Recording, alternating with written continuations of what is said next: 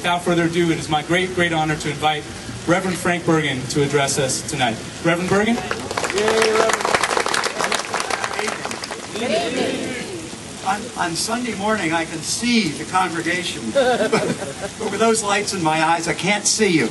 But you're there, and I'm here, and we're here for the same reason.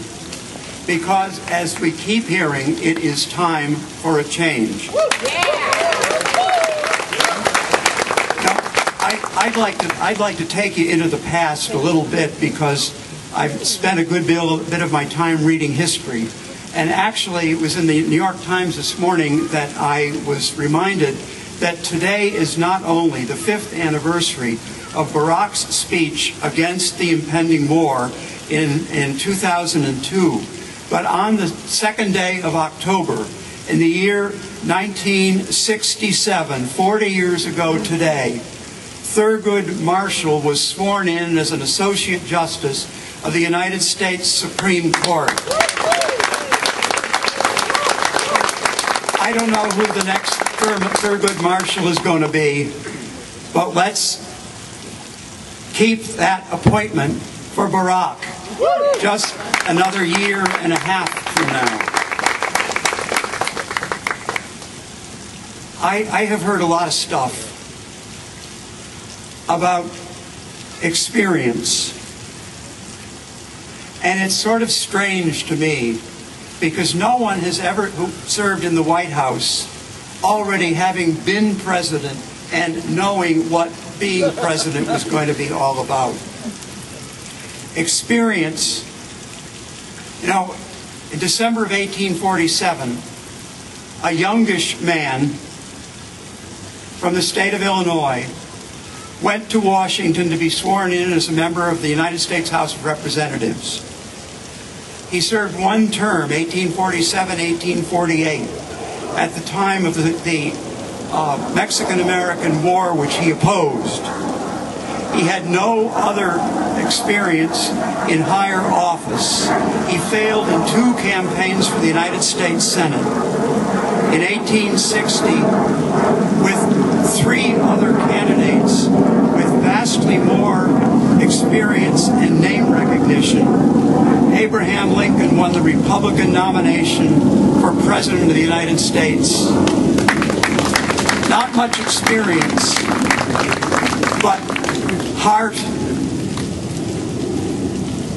intellect, honesty, and even a trace of the wisdom that he showed through 4+ years, the toughest 4 years that anyone has ever served in that office. I think that's what we have to be thinking about when we look for a president. I don't often quote conservatives,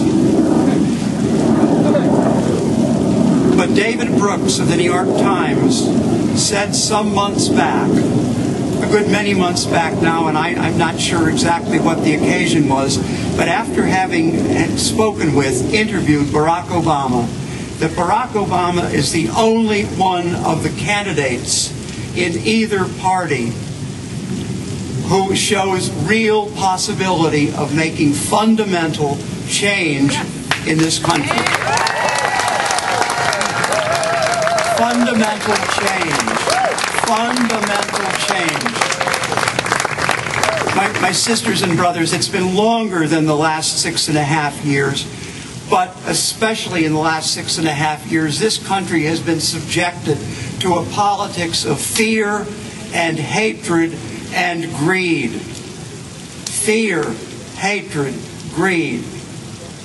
Now, people ask me why I, with this collar, am involved in politics. And I'm involved in politics because politics is right at the heart of public life, of civic life in this country. Politics is where it's at. If my grammar school teachers will forgive me, they're up where they don't care about this sort of thing anymore. And why, being interested in and involved from time to time in politics, am I involved in democratic politics?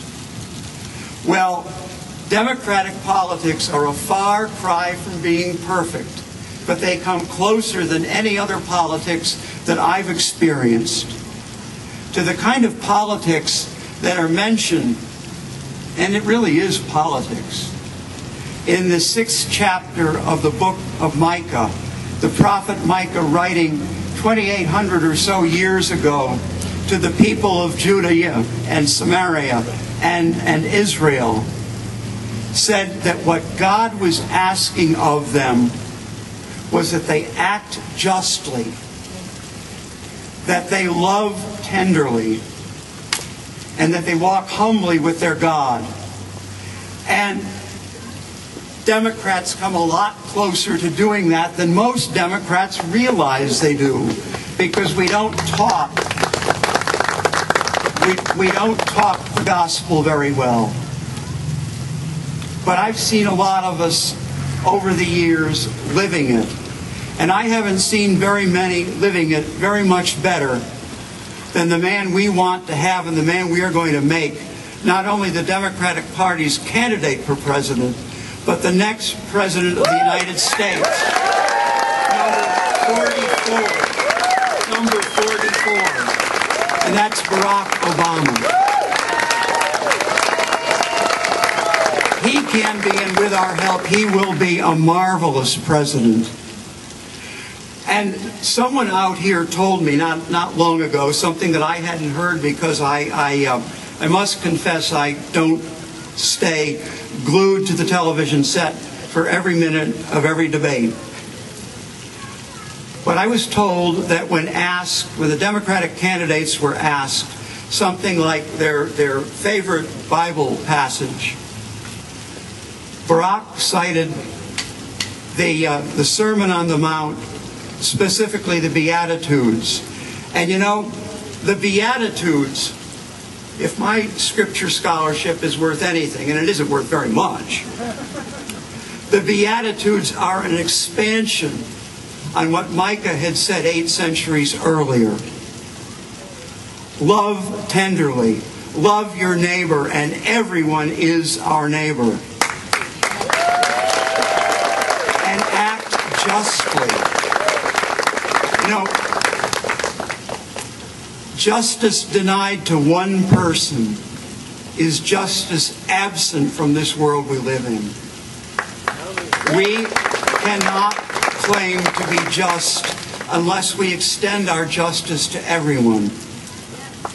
And that is something that I think Barack Obama is prepared to do.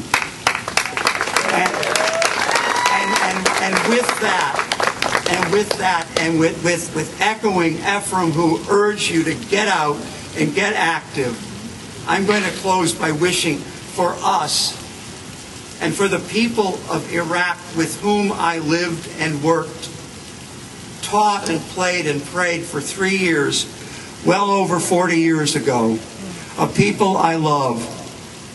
I'm wishing us all, praying for us all, that God's peace may be with us this day and always. God bless you all.